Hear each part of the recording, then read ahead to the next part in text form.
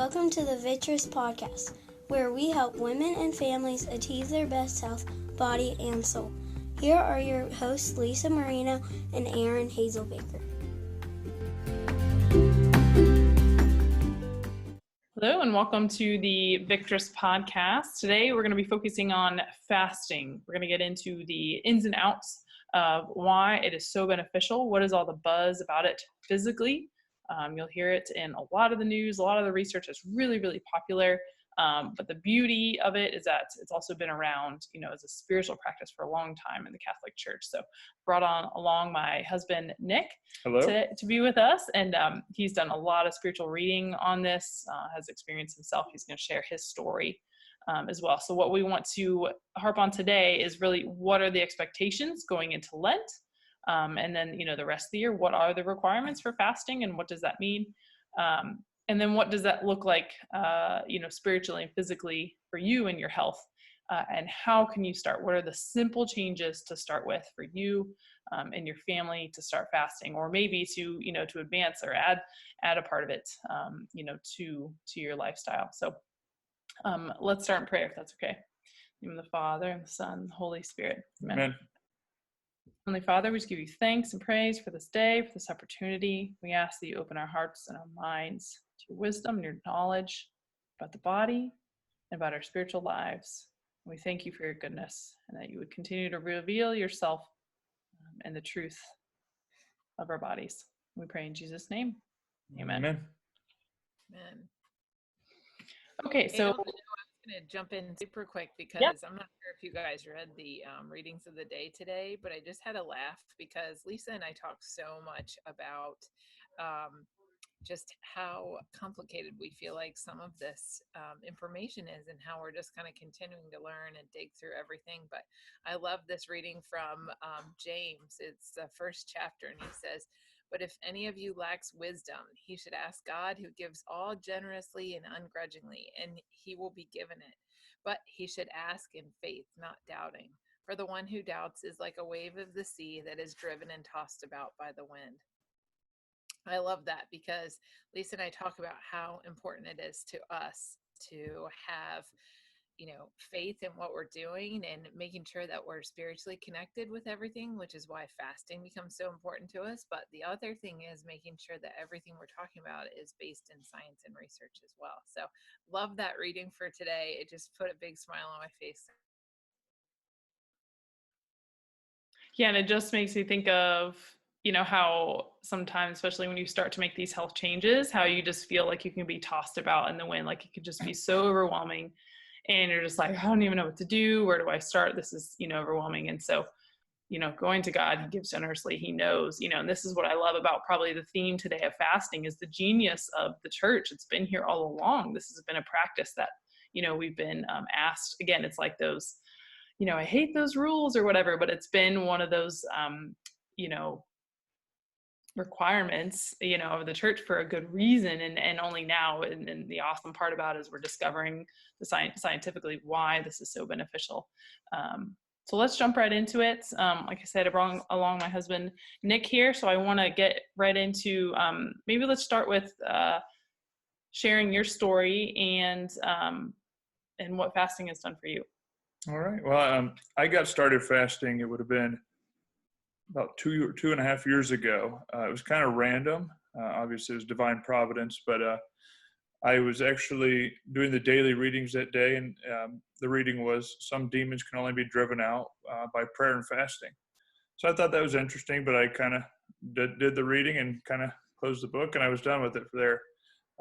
And then later on that day, I came across an article by Jimmy Akin. He's a Catholic apologist. He's on Catholic Answers, and he was talking about his journey through fasting and intermittent fasting and a diet called the keto diet, which I didn't know anything about. And so I heard about fasting twice that day. So it gave me a little bit of interest in, but I still didn't act upon it. And then the third time, God usually hits me 3 times to get me to do anything. The third time I came across, it was just on Amazon Prime, I believe. And I came across a video called The Science of Fasting. So it actually went into fasting, and I sat down and watched it was a documentary. It was about an hour maybe a little longer.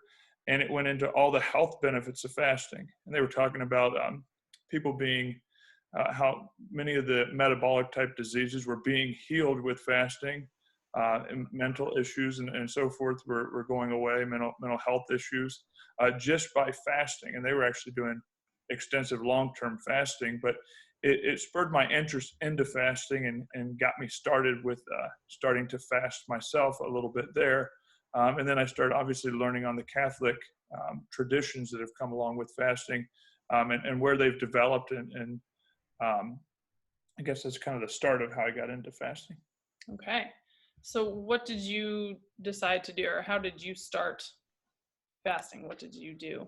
Well, I didn't jump into it probably like I would recommend somebody do. I did a couple of 3 and 5 day water fasts. So kind of from the video I'd watched, people were doing that, and they said to do it under doctor's care. I didn't do that either. So I didn't really follow any of the recommendations, but I got started with the fasting. What it allowed me to see, and I think this is really the Catholic part of it, that eating is very habitual. Okay, so we develop habits. We don't realize we have the habits. But when you see with fasting, when I wasn't eating for a 3-day period, I noticed that my eating patterns were very habitual. So I would go to the cupboard to eat just because I was walking by the cupboard. And I can still develop this habit back to, or vice, you might say, of just eating randomly. But it allowed me to see also that hunger, it would come and go. So if you were hungry for maybe 15 or 20 minutes, say you missed a meal or something, I noticed that, okay, I was hungry around lunchtime, but when it came to 1:30 or 2 o'clock in the afternoon, I no longer had any hunger pangs. So it wasn't like I was still just sitting there starving to death. So it allowed me to see that, and probably overall see that I was eating too much. I struggled maybe with gluttony. Still can easily fall into gluttony. But it allowed me to overcome that. And by developing any virtue, when you increase any virtue, and this would be like the virtue of just self-denial, or just the virtue of fasting, it allows all the other virtues in your life to increase as well. So definitely when you're looking to grow spiritually, fasting is important for that. And I would say that's required. I mean, when you take something that has such a significant, value and impact on your life, such as eating, or, maybe even it's, alcohol, or even your phone, you have to couple that with, more spiritual, preparation, really. Mm-hmm. So let's talk about that for a second, because you don't have to, but we as Catholics should, and we should focus on that, because there's a lot of people say, oh, intermittent fasting, this is a big deal right now. Mm-hmm. But you lose out if you're not thinking about that. And I've been guilty of that. I'll say, oh, okay, yeah, I'm going to fast a little while. I need to, drop weight. I need to get myself back in a good rhythm. But I won't tie it spiritually. And I know I just don't get as much out of it unless I'm doing it that way. It's fascinating. Well, and where does that leave you? Usually, or me at least, is impatient or irritable or angry. Yeah, right. Yes, and right. So you're trying to root out that vice. Yeah, absolutely.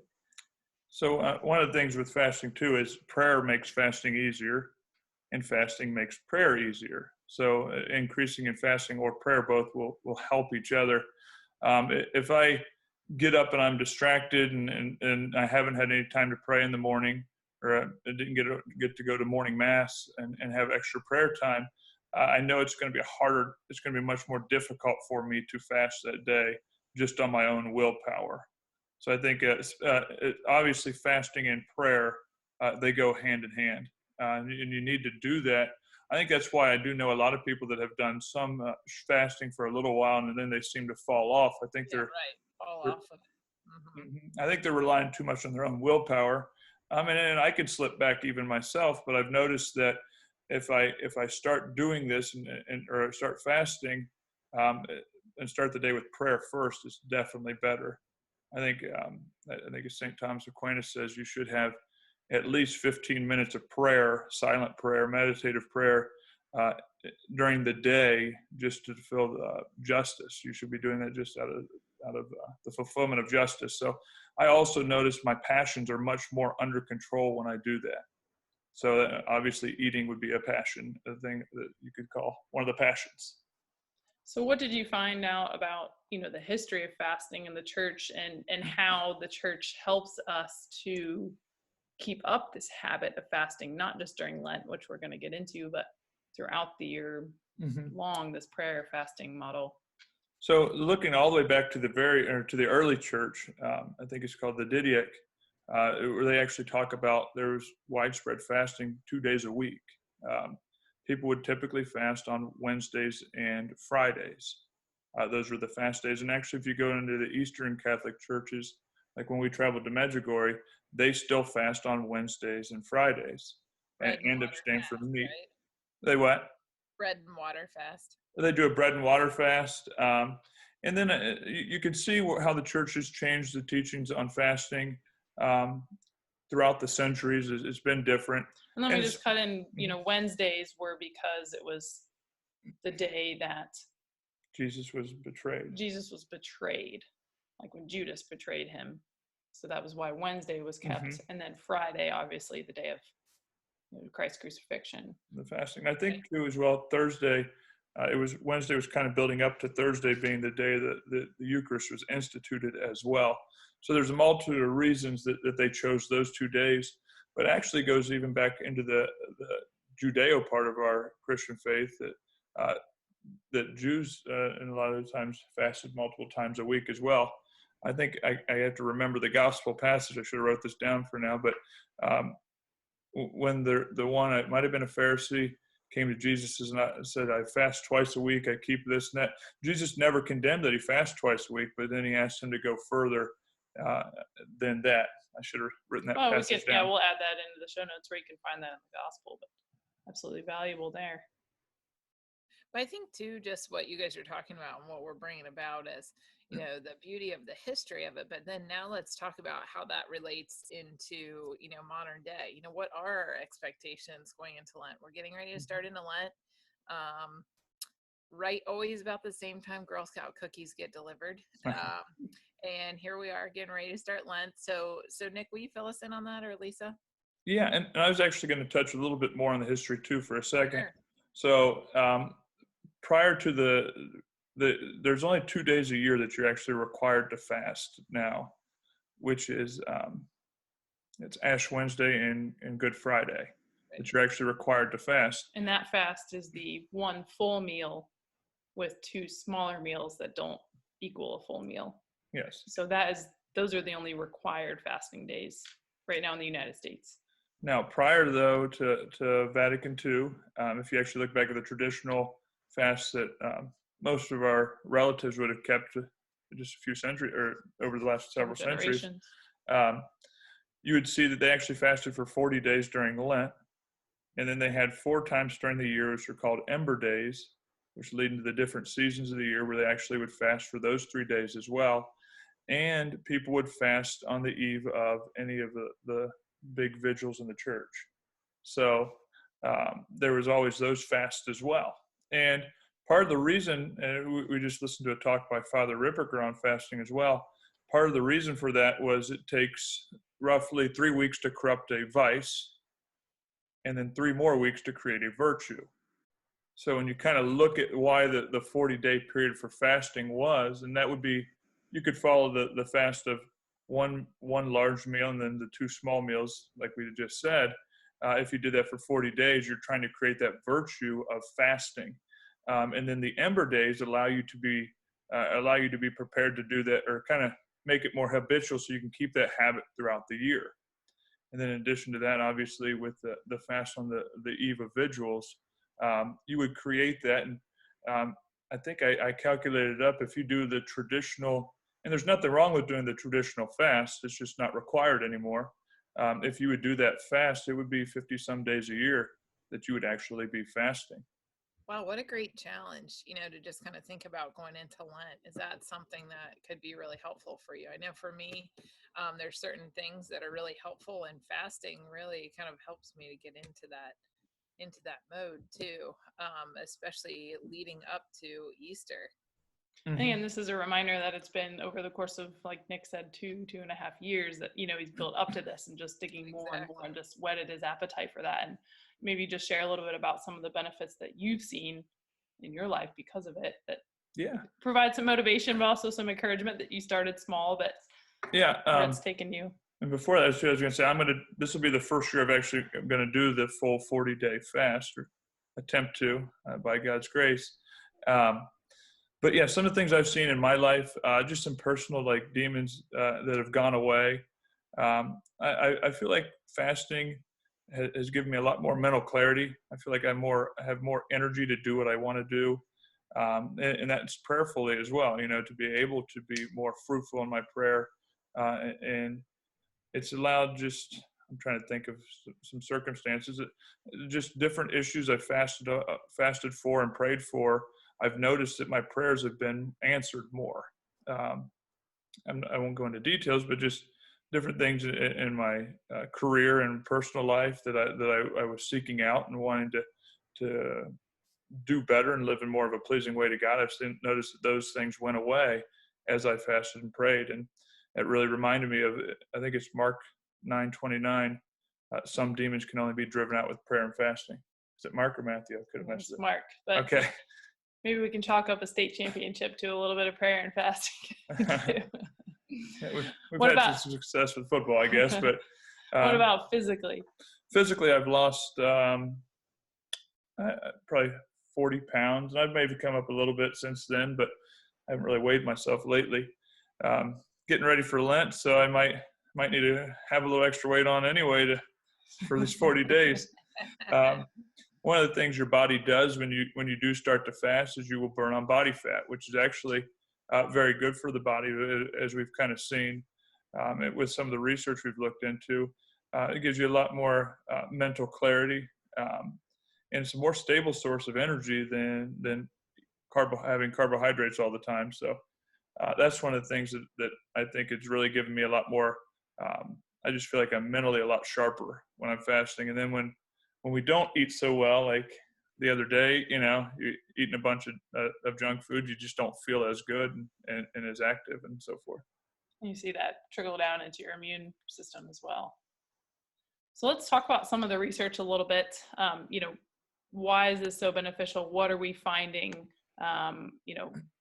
Who does this benefit? So, I'm going to post this link, but it's very comprehensive here on Healthline, actually looking at the studies that they've done.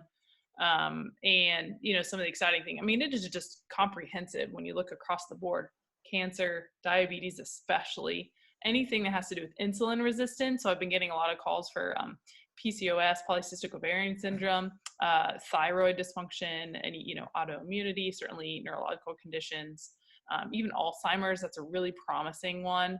Have to be very careful there with, the age range that you're in. But certainly what you can do now is going to benefit you in the long run. But, even if you look at here, fasting, even short-term fasting can increase your metabolic rate up to 14%. So you're not only burning more calories, but you're burning, that fat, like Nick was saying. You're able to utilize that a lot better. So I'm going to post this link on here, this article, but really benefiting, across the board, looking at inflammatory markers, again, fasting glucose numbers, blood sugar, and oxidative stress. So a lot of really great, research in here, including LDL, cholesterol. Those are in triglycerides that get a lot of, flack as far as heart disease. So really exciting there. I know one of the things I thought was interesting too was just learning about how it allows your body to repair itself, because at night, and that's one of the bad things about eating too much at night that I've kind of read up on a little bit as well, is your body never has a break at nighttime where it actually does repair itself. And they call it, what I always mess this up, autophagy. Autophagy, yeah. Autophagy, where it allows your cells actually, when you're fasting, your body actually chooses the cells that are more damaged and burns those for fuel, and allows you kind of to renew your cells, I guess, at a cellular Well, level. Remember, are we still in the hypothesis phase of that? Is that still what's being hypothesized? Lisa, do you remember? We'll have to look back at the research and see. yeah, because so here's the bottom line is that, this is a metabolic pathway called autophagy, is about waste removal. So, Right. metabolizing broken and dysfunctional proteins that build up in the cells over time. So this is where it's saying increased autophagy may provide protection against several diseases, including cancer and Alzheimer's. One of the things I remember watching on it was a documentary as well, and they were talking about people when they were going in for cancer treatments before they had, it was not Right. radiation. Mm-hmm. I think it was chemo. It was chemo. Yep, it was chemo. So before they had chemo, if they went and they were in a fasted state, I think they were looking at 3 or 4 days of fasting before that. They actually came out of the chemo treatments much better because the cells that the chemo was attacking were not were the unhealthy cells. It was like the body protected itself. Yeah, Like so we've developed that over a long period of time the way to protect our bodies when we're fasting. So I know that that was being like hypothesized. They're testing that now. They're trying to figure out, is that actually the case? So if you go to your oncologist and you bring that up, they're still going to tell you, we are not sure. We need you to continue to eat until we know for sure. But I do think that it's really powerful research. Sorry, my little guy's got a cough in the background. I don't know if you can hear him, but that's okay. anyway, so I know that that's something that we're testing, but we're seeing so many benefits across the board. Yeah, so this is the one study here that actually on human patients here looking that found reducing side effects from chemotherapy. Right, I know. When you couple it together. So I mean, obviously, and this is the really tricky part about any of the evidence that's coming out is, we just only have so much time. There's not, hasn't been enough time to really study, to really have enough systematic evidence. So we got to follow, like you said, the guidelines, but to continue to have these conversations with your healthcare providers and really what makes sense for you, on an individual basis. So let's talk about that a little bit. What does it look like to start fasting, and what are the different types? But for me? Sure. Well, I mean, everybody fasts. Everybody fasts, at least in the nighttime. Everybody fasts at least 8 hours a night if you're sleeping that long. So not always. I guess not everybody sleeps that long. That's actually a common problem that I see with a lot of my patients is they wake up or they have this habit of fasting that can be sometimes kicking that. Sometimes just an 8-hour fast can be a first start. Yeah, so I mean, if you sleep 8 hours at least, I guess I shouldn't say everybody, but most people that sleep a full night, you're already in a fasted state in the morning, or you're going into that fast. So when you break the fast is when you start to eat again. So that's kind of a start, and some easy ways people look at starting out with fasting is just pushing back their breakfast a couple hours, and then people get into different forms of fasting, just time restricted, where they're say they're not eating until 10 o'clock, maybe start at 9, and then you go to 10, 11, 12. And if you can go and start eating in shorter windows, that's time restricted eating or intermittent fasting. So I know there's a lot of different strategies for developing that, and on the internet, obviously, and different doctors are coming up with different protocols for doing that. But that's an easy way if you just start skipping breakfast to shorten your eating window down and do a form of intermittent fasting. I know. So we've talked about this a little bit. One of the things that's really hard too is that, we've been it's been pounded into our heads, breakfast, most important meal of the day, and so, I've done that with my kids too. You have to have breakfast, but I think what also Nick is saying, and, I've found this myself. I'm a rather thin person, always have been. I was really blessed that way, I guess, when it comes to my genes. But what I notice is that I can do a 24-hour fast. Nick kind of helped me through that at one point. And I've done that before, but I feel my best when I do like a 14-hour fasting window. And I eat for 10 hours. So it's not like I'm eating all 10 hours, but that's when I feel my best. Some people, can shrink that down to do like, like a 20-hour fasting window, and they just eat for 4 hours. And that feels really good to their body, and they function really well. So again, I think we're still trying to figure this out. Like, why does that happen? Why is it for me? I start to get dizzy and lightheaded and things like that. And I'm drinking plenty of fluids, replacing electrolytes, all of that. But I don't know. And so that's what we're kind of trying to figure out, all of that. Why is it that Nick can easily sustain, those longer fasting windows? But anyway, so this is what. Just more body fat, probably. Well, and that's one thing when you look at the research, that's what we're finding so far, is that women, should stay closer to a 14-hour fast, or do no more than a 14-hour fast. It just affects our bodies differently as far as hormone function. So they're finding that men, around that 16-hour, if you can move up to that, is so far has been best for men. So we know there's certainly gender differences, and really the general consensus is that you need to listen to your body. You need to listen to how you're responding, because certainly our different cycles of the month, it's going to be important to have some flexibility there, and some variety there. I actually found something too, and it I'll have to look at the research on it later again, but they were talking about you shouldn't fast too many days during a week regularly, unless you're doing, like, I think the Lent fast is obviously different, but 2 or 3 days a week, a lot of people are saying, is the most you want to do your fasting too. So on a long-term basis, which made a lot of sense when I thought back to the early Christians doing the 2 days a week, just for long-term with fasting.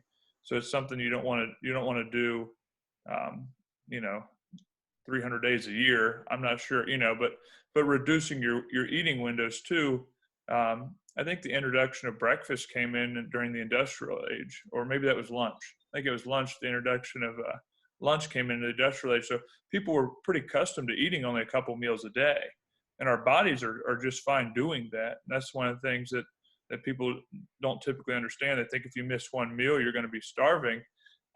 Your bodies are really built, you look back, I'm sure sometime or another, our ancestors had to go without food for a while. So our bodies are able to do that. And your body doesn't just shut down because you don't have food. It's actually going to, let's say we're back in the hunter-gatherer days, you're going to have to be more alert. You're going to have to figure out ways to find food. So that's one of the things I find. I'm more alert when I'm fasting, and my energy levels are typically a little bit higher. So I'm currently doing I do Wednesdays and Fridays where I try to go down to 1 or 2 meals in that day and keep it into a window that's typically to the evening. But I find out like on a Thursday, when I get up and have breakfast and eat all day, I'm actually a little bit more tired and groggy on those days. So. Yeah, and so one thing to be mindful of, a lot of hesitation that I get is like, and especially me being an athlete, where it was like, you got to eat and snack all day, and keep up those, especially you hear that a lot in the diabetes community, where you want to be really cautious about this with talking with your physician. But this is what can lead to insulin resistances, with the push of carbohydrates, and why we feel like we need to have a snack all day is because we're so dependent upon those carbohydrate levels, the blood sugar levels that drop.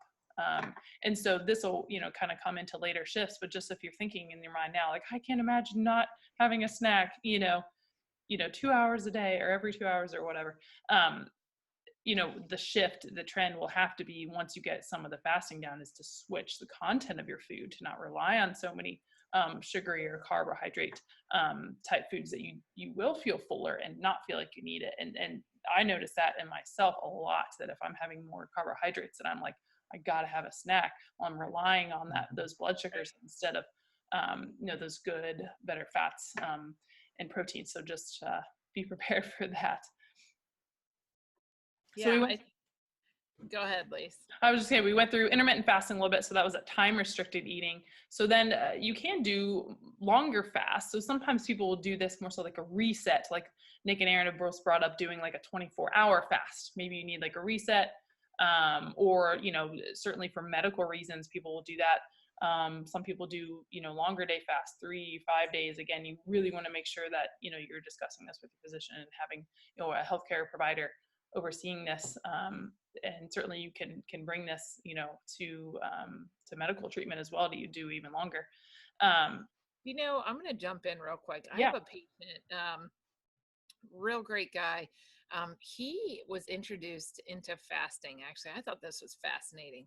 50 years ago, his doctor brought this up. Wow. And it's died out. I mean, there's nobody talked about that until what, a couple years ago? I mean, really, that's when you started hearing those buzzwords again, intermittent fasting. But his doctor monitored him. He came in every day, got his got his blood pressure checked. His doctor kind of checked on him. He did a 5-day fast. With doctor's supervision 50 years ago. Isn't that fascinating? Wow. Yeah, it is. Yeah. Props to them. That's for sure. I know. Yeah. Seriously. I know. And it was actually a big thing it was in the Soviet Union was really big into fasting. It was one of the things that when I look back, I thought that was very interesting. And they had a lot of stuff cataloged and documented on different ailments that went away when people fasted. So that was actually from that first documentary I watched, had a lot of that information in it. And I thought it's kind of interesting that we lost that information, or somehow it didn't get carried over. So we've talked about the intermittent fasting, that kind of time restricted eating. You can do a longer fast, like, such as a 24-hour fast. And then this is kind of where I'm at right now in my life. The third way is just fasting from certain foods or food groups. And that's kind of where I am right now, just because I'm nursing still. And, it's not really good for me to be, so restricted with my eating, but I certainly, can keep as much sugar out of my diet as I can, or as much gluten out of my diet. So fasting from those foods can be something, and is usually a great place to start, when you're looking at Lent. Don't be afraid of reaping those benefits that the church has laid out for us, but to know that it's about, spiritual growth as well. And it's going to take some pairing. And this is what I really like to work with my patients with, is being aware of what has a hold on your life. Where are some of those addictions? In myself, it usually ends up being something like sugar that I latch onto. Maybe it's alcohol. Certainly then we can look at fasting, from a technology standpoint, my cell phone, social media, email, all of that kind of stuff. So just to get you thinking in that mindset, coupling prayer with fasting as we head into Lent, there's a lot to be said about that. And, when you look at making these lifestyle changes, we know that lifestyle changes like this, 92% of our chronic diseases come down to these lifestyle changes. So there's a lot of weight on that in our health. And the important thing is looking at, what kind of impact does that have on my life, on my emotional status, certainly on my physical status. And a lot of times it's tied, very emotionally to parties, or, like Nick said, just the habits of the day, or, it's certainly emotional outlets. So that's, again, why it's, really vital to keep the prayer life in check, and to really see this as, a way to overcome gluttony, overcome, something that is so habitually attached, can be in such an habitual attachment. Yeah, Right. I think one of the easy ones too, like she said, is I need to work on still, and it's constantly one for me, is fasting from my phone more, or just I teach technology, so on the computer you can feel like you're on technology all the time, so that's something too. And you got to, once again, you're trying to develop your self-control there, and asking for God's grace to help you to do that, so you can become the best version of yourself. Yeah, really, this, again, I always love, just simple explanations on fasting. And Father Mike Schmitz is another really good proponent of fasting. You can watch it. If you type in Father Mike Schmitz fasting, you'll get boatloads of YouTube videos and things that you can watch and listen to that really, again, break it down spiritually. What are the benefits, and, what are some simple ways of starting? So we like to just kind of open your eyes to these topics. We want you to continue to explore, and please reach out to us if you have other questions about it. We're happy to let you know the research behind things, just like we've talked about today. I think for us, the most important thing is making sure that we're giving you valid and important resources and information as well. Absolutely. So like I said, always don't hesitate to reach out to us. We'll post our contact information here as well. And we want to continue to help you make these healthy lifestyle changes, not only for you and for your family. So if you're feeling overwhelmed, don't hesitate to reach out. And just praying for you during this Lenten season, that it's fruitful and that you're really able to grow in the spiritual life and in your health as well. Thanks so much, and we look forward to seeing you next time. Thanks for joining us, Nick. Thank you. Yeah, it's fun.